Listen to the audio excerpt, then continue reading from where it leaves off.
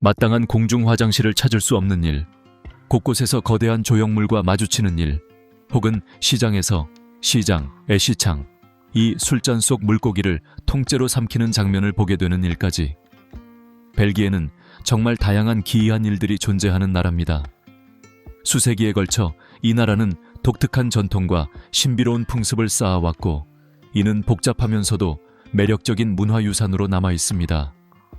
이번 영상에서는 벨기에에서만 볼 수 있는 기묘한 것들 15가지를 살펴보겠습니다.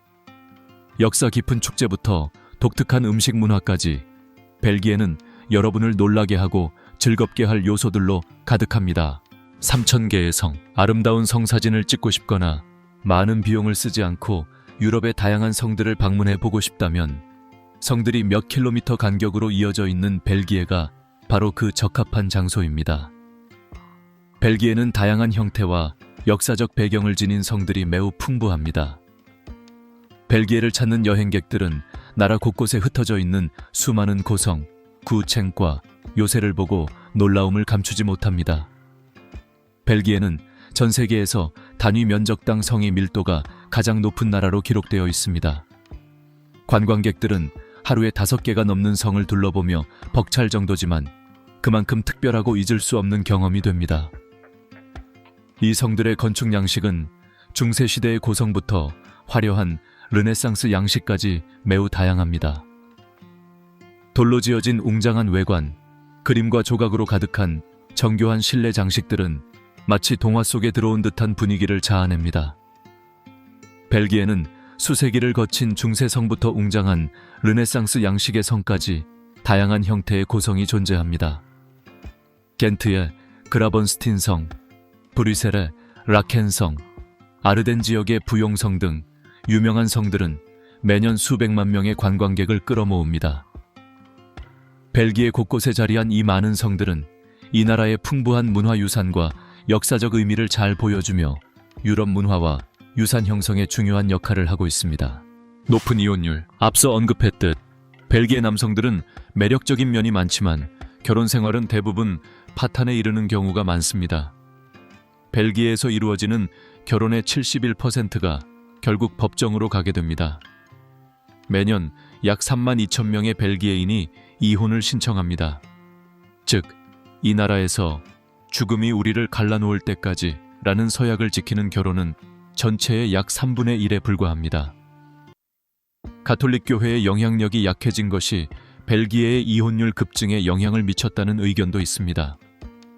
하지만 이것이 전적으로 맞는 설명은 아닙니다. 벨기에를 포함한 많은 국가에서 종교와 교회의 영향력이 최근 수십 년간 줄어들고 있지만, 이러한 변화만으로 이혼율 증가를 명확히 설명할 수 있는 근거는 없습니다. 이혼율이 높아지고 있는 원인은 매우 복합적이며 가족 가치관, 문화, 경제, 사회 전반에 걸친 다양한 변화와 관련되어 있습니다. 결혼에 대한 인식 변화, 개인적 자유에 대한 욕구, 직장 스트레스, 결혼 및 이혼 관련 법규 변화 등이 모두 영향을 미칠 수 있습니다. 구체적인 원인이 무엇인지 단정할 수는 없지만, 벨기에 사회가 보다 지속 가능하고 행복한 삶을 위해 이 통계에 대해 반드시 고민해 볼 필요가 있는 것은 분명합니다. 크라켈링겐 축제의 생선 와인, 여러분도 아마 헤라르츠베르헨이라는 이름을 들어보셨을 것입니다. 이곳은 뛰어난 맛을 자랑하는 마텐타르트가 유명하며, 고대의 크라켈링겐 축제와 그 뒤를 잇는 토네케스파이어가 열리는 곳이기도 합니다. 이 불축제와 전통빵 의식은 2010년부터 유네스코 인류무형문화유산으로 등재되어 있으며, 겨울의 끝을 기념하기 위해 오우덴베르흐 언덕 꼭대기에서 1만 개의 크라켈링 혹은 마스텔렌을 군중들에게 던져 나누어 주는 것으로 잘 알려져 있습니다. 언덕 꼭대기에서는 불이 밝혀지며 축제가 절정에 이릅니다. 그러나 시장과 시의원 그리고 시의회 구성원들이 사람들에게 이 빵을 나누어 주기 전에 반드시 치러야 하는 수백 년 된 전통의식이 있습니다. 바로 16세기산 은잔에 담긴 레드 와인을 마시며 그 안에서 헤엄치는 작은 생선을 그대로 삼키는 의식입니다. 동물권 단체는 생선을 마지펜으로 만든 모형으로 바꾸자고 여러 차례 주장했지만, 오늘날까지도 이 도시는 전통을 바꾸지 않고 이어오고 있습니다. 해마다 시장들은 와인잔 속에 살아있는 생선을 삼키는데 이를 지켜보는 사람들에게는 그야말로 충격적인 장면입니다. 공중 화장실이 없다. 벨기에의 번화한 거리를 걷다가 갑자기 화장실이 급해지는 순간만큼 곤란한 일도 없습니다. 하지만 더 곤란한 것은 30분 동안 찾아다녀도 공중 화장실을 단 한 곳도 발견하지 못할 때입니다. 이것은 사실입니다. 세련되고 발전한 나라임에도 불구하고 벨기에는 관광객과 현지인이 자유롭게 이용할 수 있는 공중 화장실을 거의 제공하지 않습니다. 전 세계 어느 나라보다도 공중 화장실의 수가 적은 곳이 바로 벨기에입니다. 드물게 공중 화장실을 찾았다 하더라도 대부분은 소액의 이용료를 지불해야 합니다. 그래서 화장실이 필요하다면 카페에 들러 음료를 한 잔 주문하는 것이 좋습니다. 외식을 할 때는 음식점이나 카페에 있는 화장실을 이용하시길 권합니다. 이런 곳은 보통 손님에게 화장실을 무료로 개방하고 있기 때문입니다. 매 사냥 훈련. 혹시 모르셨다면 벨기에는 매를 활용한 사냥 기법에서 세계적으로 손꼽히는 실력을 보유하고 있습니다. 이는 무기를 사용하는 대신 맹금류를 이용하는 사냥 방식입니다. 매 사냥꾼은 매나 독수리를 직접 번식시키고 보호하며 훈련을 통해 사냥감을 잡도록 합니다. 그러나 이 직업은 단순히 사냥만을 목적에 두지 않으며 무엇보다 매와 훈련자 사이에 깊은 유대감을 형성하는 데 더 큰 의미가 있습니다. 또한 이러한 사냥 전통은 자연과 문화유산을 연결하는 중요한 방식으로 이어져 왔습니다. 매를 기르고 훈련하는 전통은 무려 4,000년 전으로 거슬러 올라가며 처음에는 아시아에서 시작되어 이후 유럽과 북아프리카로 퍼져나갔습니다.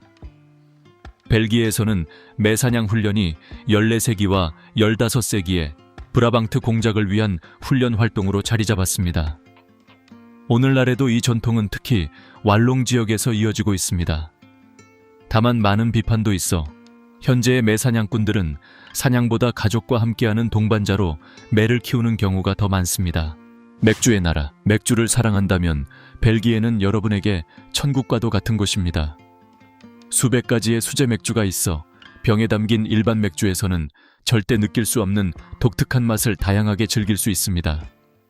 또한 벨기에 특유의 방식으로 친절하게 대접받으며 저렴한 가격에 맥주를 즐길 수 있습니다. 많은 사람들은 벨기에에 2,500종이 넘는 맥주 브랜드가 존재한다는 사실에 진심으로 놀랍니다. 세계적인 대형 맥주 회사도 포함되어 있으며 씁쓸한 맛, 달콤한 맛, 새콤한 맛 등 다양한 풍미를 제공하는 양조장이 120곳이 넘습니다. 벨기에 맥주는 그 다채롭고 독특한 풍미 덕분에 전 세계적으로 사랑받고 있습니다. 전통에 따라 매년 9월이 되면 벨기에 시민들과 관광객들은 맥주 축제를 손꼽아 기다립니다. 맥주 축제는 6일부터 8일까지 사흘 동안 수도 브뤼셀의 중심 광장인 그랑플라스에서 열립니다. 이 축제는 벨기에에서 가장 독특한 행사 중 하나로 꼽힙니다. 유럽에서 가장 아름다운 광장이라 불리는 이곳은 축제 기간 동안 세계에서 가장 큰 바바로 변신합니다. 다양한 종류의 맥주와 장식들이 광장을 가득 채우며 벨기에 전역에서 모인 약 51개의 양조장이 참가해 400종이 넘는 맥주를 선보입니다. 이 가운데는 고유 방식으로 만들어지는 수제 브랜드와 유명 브랜드들이 포함되어 있습니다. 맥주 축제는 여유롭고 활기찬 분위기를 제공할 뿐만 아니라 맥주 애호가들이 전혀 다른 풍미의 다양한 맥주를 맛보며 다른 어느 나라에서도 경험할 수 없는 벨기에만의 맥주 문화를 느낄 수 있는 특별한 기회입니다. 또한 관광객들은 벨기에 문화, 특히 맥주 문화와 벨기에 맥주의 뛰어난 품질과 독창성을 깊이 이해할 수 있습니다. 세대를 이어 전해 내려온 양조 방식이나 벨기에 맥주만의 차별점을 배울 수도 있습니다. 축제 기간 동안에는 빈티지 자동차 퍼레이드, 상징적인 맥주 제품 전시 등 다양한 활기찬 행사도 진행됩니다. 이 모든 요소가 축제를 더욱 흥미롭게 만들며 많은 사람들을 끌어들입니다. 평소 벨기에 남성들은 퇴근 후 술집에서 시간을 보내는 것을 좋아하지 않지만 축제나 특별한 날이 되면 정신을 잃을 정도로 마시기도 합니다. 다이아몬드 수도, 벨기에를 여행하는 사람이라면 누구나 세계적으로 유명한 다이아몬드의 수도 안트베르프를 방문하고 싶어 할 것입니다. 안트베르프는 세계에서 가장 큰 다이아몬드 거래 시장을 보유한 도시로 경제적으로 매우 발전했을 뿐 아니라 풍부한 역사와 아름다운 풍경, 그리고 특히 유명한 패션 산업을 자랑합니다. 어쩌면 안트베르프라는 도시는 여행자라면 누구나 한 번쯤 만나보고 싶은 살아있는 다이아몬드와도 같은 곳일지 모릅니다. 안트베르프의 다이아몬드 거래 역사는 무려 500년 이상 이어져 그 시작은 1447년까지 거슬러 올라갑니다. 보석 세공사 로데베이크 판 베르커는 최초의 다이아몬드 커팅을 만들어냈으며 다이아몬드 연마 기술 또한 발명한 인물입니다. 그는 다이아몬드 가루를 사용해 더욱 정교하고 복잡한 커팅을 가능하게 했고, 현재도 안트베르프의 다이아몬드 지구 근처에는 그를 기리는 동상이 세워져 있습니다. 스헬트 강을 따라 북해로 이어지는 뛰어난 지리적 위치는 15세기 말 안트베르프의 다이아몬드 무역이 크게 번성하는 데 중요한 역할을 했고, 그 번영은 이후로도 계속 이어졌습니다. 오늘날 약 1500개의 다이아몬드 관련 기업이 안트베르프에 본사를 두고 있습니다. 남아프리카, 호주, 러시아, 캐나다 등지의 광산에서 채굴된 다이아몬드는 곧바로 안트베르프로 옮겨집니다. 현재 이 도시는 전 세계 원석 다이아몬드의 80% 이상, 그리고 컷 다이아몬드의 절반을 거래하는 중심지입니다. 여러분이 가지고 있는 다이아몬드 또한 바로 이곳에서 시작되었을 가능성이 매우 높습니다. 벨기에 남성, 이 흥미로운 사실은 많은 여성들의 관심을 끌만합니다. 멋진 남자친구나 이상적인 남편을 찾고 싶다면 지금 당장 벨기에로 떠날 것을 추천합니다. 이 나라에서는 어디에서나 훌륭한 남성들을 쉽게 만날 수 있기 때문입니다. 이 말은 과장이 아닙니다. 벨기에 남성들은 평균 신장이 매우 크며 세계에서 두 번째로 키가 큰 남성들입니다. 1위는 네덜란드입니다. 또한 이들은 매우 건강한 생활 방식을 유지합니다. 바로 이런 이유로 벨기에 남성들은 술집에 모여 시간을 보내는 것을 좋아하지 않습니다. 그래서 밤이 되면 바나 편의점 정도만 영업을 이어가지만 대부분의 식당과 카페는 보통 오후 6시쯤 문을 닫습니다. 대부분의 벨기에 사람들은 퇴근하자마자 귀가하고 잠자리에 드는 시간도 매우 이른 편입니다. 이처럼 완벽해 보이는 건강한 생활 습관을 지닌 남성들이지만 결혼 생활만큼은 그리 순탄치 않은 경우가 많습니다. 얼음 조각 축제, 믿어도 좋습니다. 이 축제에 한번 다녀오면 이곳의 얼음 조각들에 매료되어 쉽게 발길이 떨어지지 않을 것입니다. 매년 겨울 역사 깊은 도시 브류헤에는 수천 명의 사람들이 찾아와 독특하고 기발한 눈과 얼음 작품들로 가득한 얼음 조각 축제에 참여합니다. 얼음 조각 축제는 매년 11월부터 1월까지 브류헤 시내 중심에서 약 5분 거리에 있는 역광장 한가운데에서 열립니다. 해마다 축제는 서로 다른 주제를 바탕으로 진행되는데 어떤 해에는 해리포터 시리즈에서 영감을 얻기도 하고 또 다른 해에는 디즈니 등장인물이나 반지의 제왕 등에 초점을 맞추기도 합니다. 빛과 조각 예술이 어우러져 만들어낸 디즈니의 유명한 캐릭터 작품들은 방문객들을 놀라게 하고 깊은 인상을 남길 것입니다. 보통 얼음 조각 축제의 한 시즌에는 약 300톤의 얼음과 거의 400톤에 달하는 순수한 눈이 사용되어 이러한 작품들이 완성됩니다. 그리고 이곳 예술가들의 열정과 노력이 여러분을 실망시키는 일은 절대 없을 것입니다. 초콜릿의 왕국, 단 것을 좋아한다면, 특히 초콜릿을 사랑한다면 벨기에로 곧장 향해야 합니다. 벨기에는 초콜릿의 왕국으로 널리 알려져 있습니다. 벨기에의 제과류는 풍미가 뛰어나고 독특하며 길거리 어디에서나 바로 사서 먹을 수 있는 와플 역시 빠질 수 없습니다. 벨기에 초콜릿은 수세기 동안 독특한 맛과 전통적인 수공 기술로 명성을 쌓아왔습니다. 약 40년 전만 해도 세상 누구도 초콜릿을 벨기에와 연결해 생각하지 않았습니다. 하지만 벨기에는 오늘날처럼 초콜릿을 국가의 상징으로 만들기 위해 다양한 문화가 공존하는 환경 속에서 벨기에만의 개성을 끊임없이 탐구해왔습니다. 벨기에 초콜릿은 달콤함과 쌉싸래함, 전통과 혁신이 조화를 이루며 이는 벨기에 사람들의 특성과도 닮아 있습니다.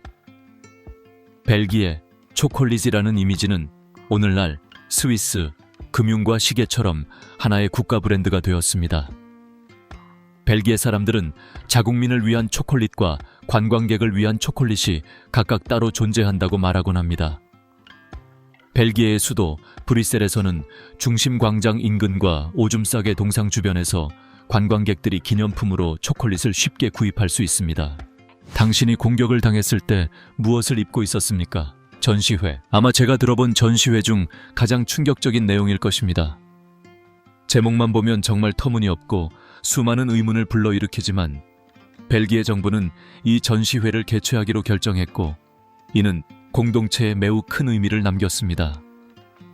공격 피해자들은 이미 큰 고통과 수치심, 심각한 신체적 정신적 상처를 겪어야 했습니다. 그런데도 사회는 여전히 이렇게 묻습니다. 그녀는 무엇을 입고 있었나? 얼마나 마셨나? 정의를 요구하고 공격 문제에 대한 올바른 인식을 세우기 위해 벨기에 브뤼셀의 몰렌베이크 지역에서는 당신이 공격을 당했을 때 무엇을 입고 있었습니까? 라는 제목의 전시회가 열렸습니다. 많은 설명이 없어도 전시된 작품들은 분명하게 보여주었습니다. 여성은 어떤 옷을 입고 있든 언제든지 공격의 피해자가 될 수 있다는 사실을요.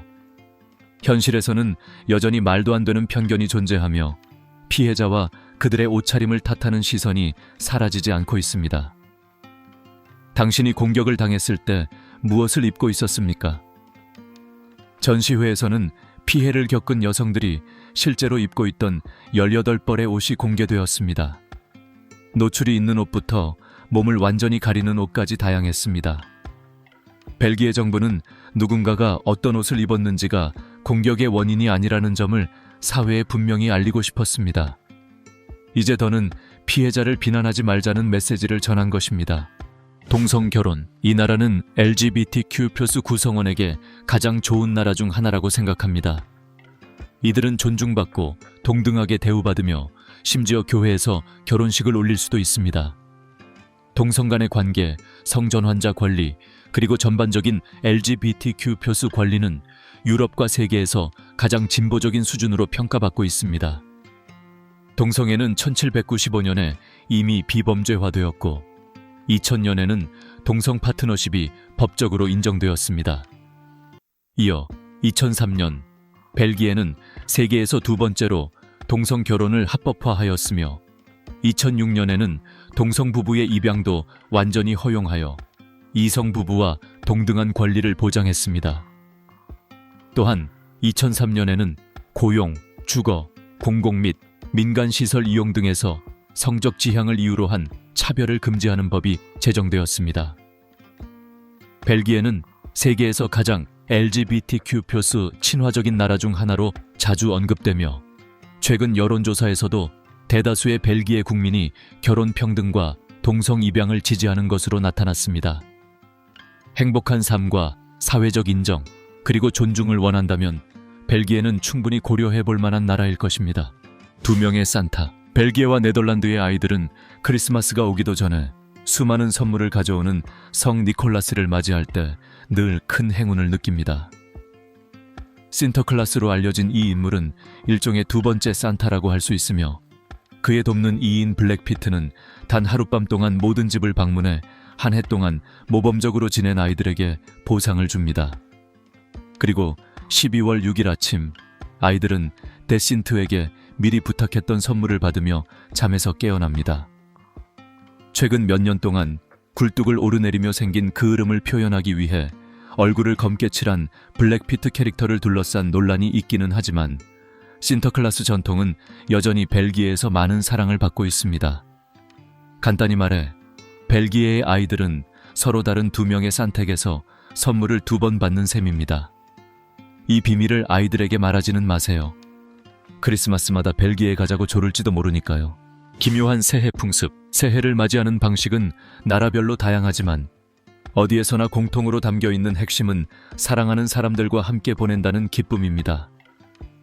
다른 유럽 국가들과 마찬가지로 벨기에도 자신들만의 독특한 방식으로 새해를 맞이하며 그 풍습은 꽤 흥미롭습니다. 벨기에에서의 새해는 1월 1일에 맞이하며 풍성한 음식과 훌륭한 와인, 그리고 축제 분위기 속에서 진행됩니다.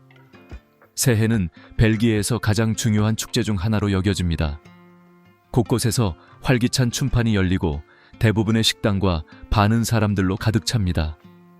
모두가 아침까지 축제를 즐기며 따뜻한 향신료 와인은 새해 축제에 빠지지 않는 전통적인 재료입니다. 새해 첫날은 신야르스다흐라고 불립니다. 아이들은 1년 동안 모아둔 용돈으로 장식용 종이를 사서 부모님과 보호자에게 드릴 새해 소원을 적습니다. 장식에는 금빛 체리, 천사, 붉은 장미, 리본으로 묶인 화환 등이 담깁니다. 아이들은 새해 전날 자정이 되면 자신이 적어둔 소원을 부모님과 보호자에게 읽어드립니다. 벨기에 농부들에게는 조금 특별한 전통이 있습니다. 바로 자신들의 가축에게 새해 인사를 건네는 것입니다. 새해 첫날 아침, 가장 먼저 하는 일은 소, 염소, 말, 양, 강아지, 고양이 등 자신이 돌보는 동물들에게 새해 인사를 전하는 것으로 이렇게 해야 한 해에 행운과 행복이 깃든다고 믿습니다. 기회가 된다면 벨기에 사람들과 함께 새해를 맞아보세요. 그 새해 분위기에 빠져버릴지도 모릅니다. 방슈 카니발. 벨기에에서 결코 놓쳐서는 안 될 것 중 하나가 바로 방슈 카니발입니다. 이 카니발은 추운 겨울을 보내고 봄을 맞이하는 축제로 유럽에서 가장 전통적이고 고전적인 민속 축제 중 하나로 여겨집니다. 2003년에는 유네스코 인류무형문화유산으로 등재되기도 했습니다. 축제가 열리는 동안 거리에는 독특하고 화려한 의상들이 가득하며 이는 매서운 겨울이 떠나감을 상징합니다. 많은 사람들이 분장을 하고 퍼레이드에 참여하며 생동감 넘치는 분위기에 푹 빠져듭니다. 행렬이 지나가는 길에는 춤을 추고 공연을 펼치는 사람들로 가득합니다. 그리고 매우 특별한 점이 하나 더 있습니다. 참가자들은 알록달록한 의상을 입는 것뿐만 아니라 커다란 타조 깃털 모자를 쓰고 나무 신발을 신고 북소리에 맞춰 리듬감 있게 뛰어오르며 땅을 강하게 밟습니다. 이는 겨울잠에 빠져있던 대지를 깨워 긴 겨울이 끝났음을 알리고 봄을 부르는 의식입니다. 동시에 빗자루를 돌리며 차가운 겨울을 쓸어내는 퍼포먼스도 함께 펼쳐집니다. 이렇게 해서 벨기에에서만 만날 수 있는 기묘하고 특별한 것들을 함께 살펴보는 여정을 마무리했습니다. 역사 깊은 성에서부터 매력적인 음식 문화까지 벨기에는 유럽의 독특한 문화와 유산을 탐험하고 싶은 이들에게 언제나 매력적인 여행지입니다. 이 영상이 벨기에의 아름다움과 특별함을 이해하는 데 도움이 되었기를 바랍니다. 새로운 영상을 놓치지 않으려면 채널 구독을 잊지 마시고 흥미롭다고 느끼셨다면 친구들에게도 공유해 주세요.